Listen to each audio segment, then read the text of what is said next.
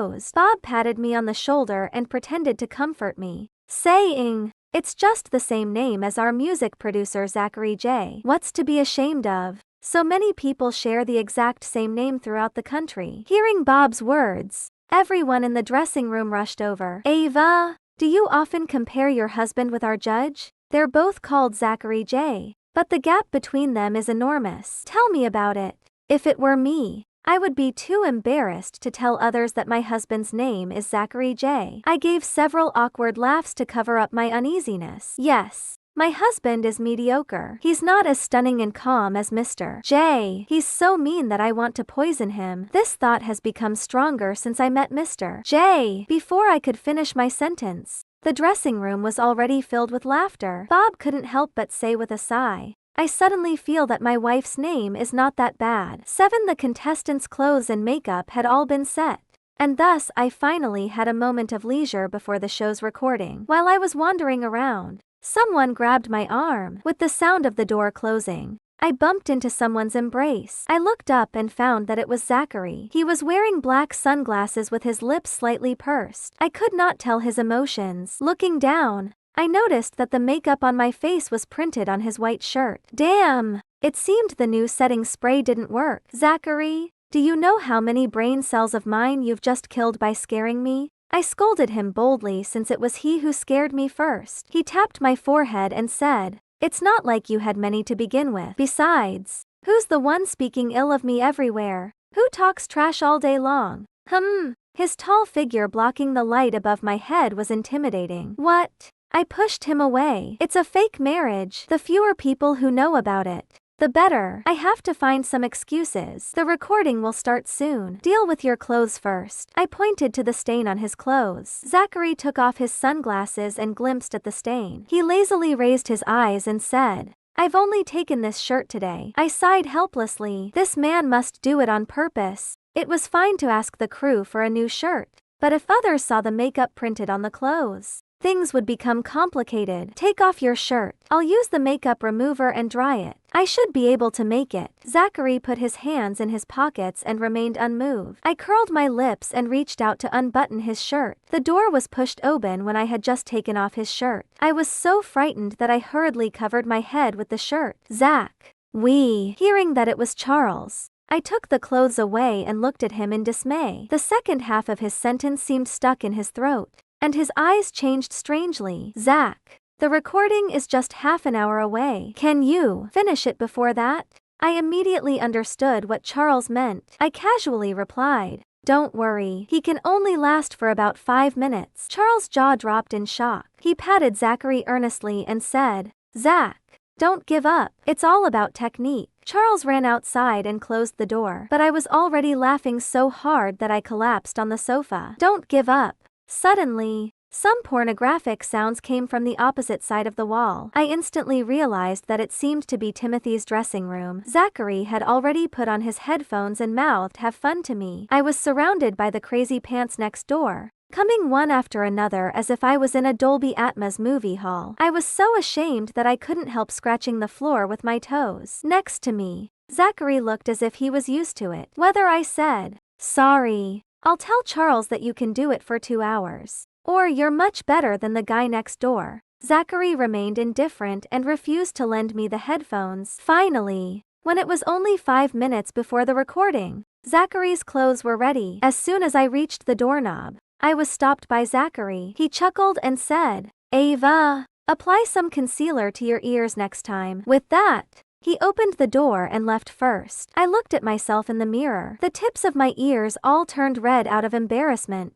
Zachary is so handsome. Why does he always wear big framed sunglasses to cover his face? I can hardly see his perfect face clearly at all when he does that. Isn't it obvious? Zachary is loyal to me. He will only allow me to appreciate his handsome face at our home. "Hey, your hubby last month was still Timothy Chase. You remarried so quickly." "Of course. Zachary is now my new husband." 2 young girls chattered and giggled as they scrolled through photos on their phones, but a middle-aged woman beside them suddenly interrupted their dream of infatuation with handsome stars. "Hey, you two, why do you call other men your hubbies so casually?" The 2 girls looked puzzled. and one studied the woman with disdain. "Who are you? What's wrong with you?" "I'm saying that my new husband is Zachary J. So what? Zachary J is my son-in-law." The instant she finished speaking, the two girls burst into laughter. What a lunatic.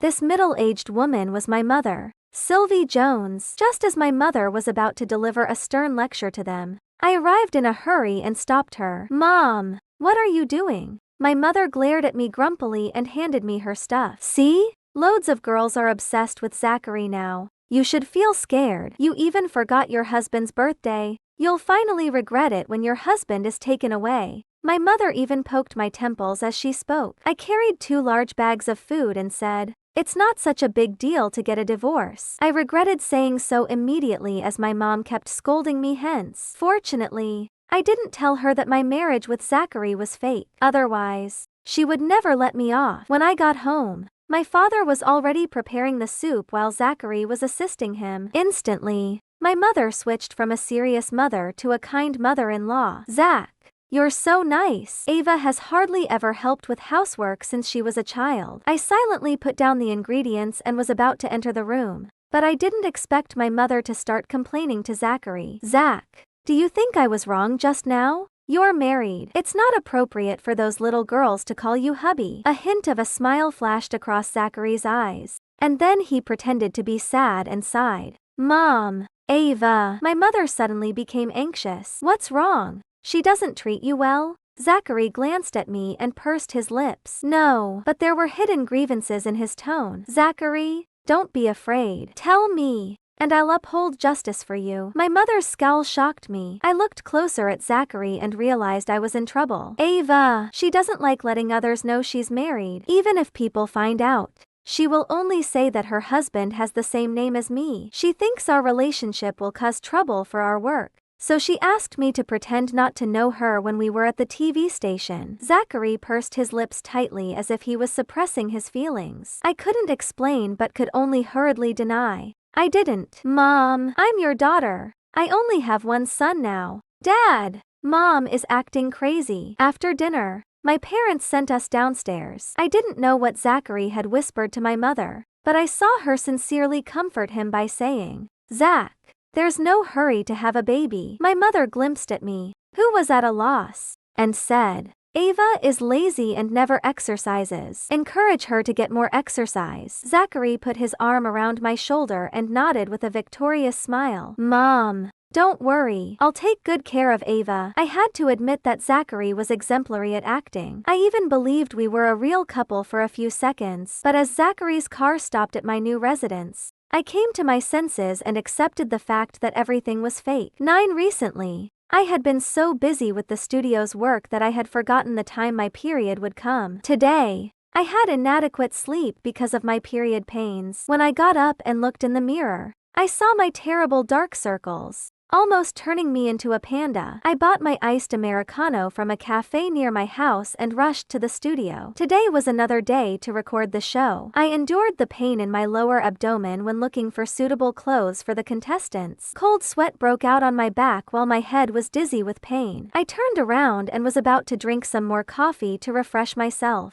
only to find that my iced Americano on the table had disappeared. How come there was someone who would even steal another person's beverage? It's very kind of Mr. J to give me the beats of music he made, though I've heard the songs he produced before. I didn't expect that he would arrange music for me and come to discuss its details with me, a contestant said in a low voice, unable to hide his excitement. "That's right. He's not only handsome but also talented with a good personality." Initially, I thought he was just a nobody who came to gain popularity, but later I learned he produced many hit songs. Another contestant nodded in agreement. I looked back in the direction of the voice. I didn't know when Zachary had come to the dressing room. Now he was walking outside with a laptop in his hand and my half glass of iced Americano in his other hand. I reached into my pocket for my phone and was about to question him on WhatsApp, but I found a pack of painkillers. There was also a thumb-sized note in the pocket that said, "Remember to take the painkiller." Zachary's handwriting was the same as it was in high school, sharp and uninhibited. I folded the note and put it away with an unconscious smile. I could feel the warmth deep down. After another round of busy work, a voice suddenly came from outside the door. "Is Zachary's lady around?" Your coffee is here. Everyone stopped what they were doing and looked toward the door. Their gazes left the delivery guy a little at a loss. He looked at his phone and said, "It's indeed Zachary's honey written here. Who on earth is Zachary's honey? You've ordered a hot coffee." Everyone was waiting for the owner of the coffee to appear, including me. I couldn't help but think that whoever had ordered a takeout coffee named Zachary's Honey to Zachary's dressing room was fearless of embarrassment. The delivery guy became a little impatient. He looked at his phone again and said, "Zachary's Honey. The last 4 digits of your phone number is 3523. I've called you many times, but you didn't answer." I suddenly remembered that my phone number also ended in 3523. Could it be? I quickly took out my phone and found I had accidentally muted it. Sure enough, there were a bunch of missed calls. Needless to say, it must be Zachary playing tricks again. I pretended it had nothing to do with me and tried to keep a calm face as I slowly moved my legs, ready to escape. However, Bob suddenly asked, "Wasn't that your phone number?" I was dumbfounded and almost died of embarrassment on the spot. Everyone turned to look at me, and then the dressing room was filled with a sudden burst of laughter. I forced a smile and said, "My husband likes to kid around." "Ava, your husband is so sweet." "Ha ha ha." "Ava, is your husband jealous? Does he want to declare his exclusive love by this?" "Ava, you and your husband are so funny." "Ha ha ha." While they were teasing me, I picked up the cup of hot coffee. The remaining warmth in my heart was replaced by the impulse to splash the hot coffee on Zachary's face.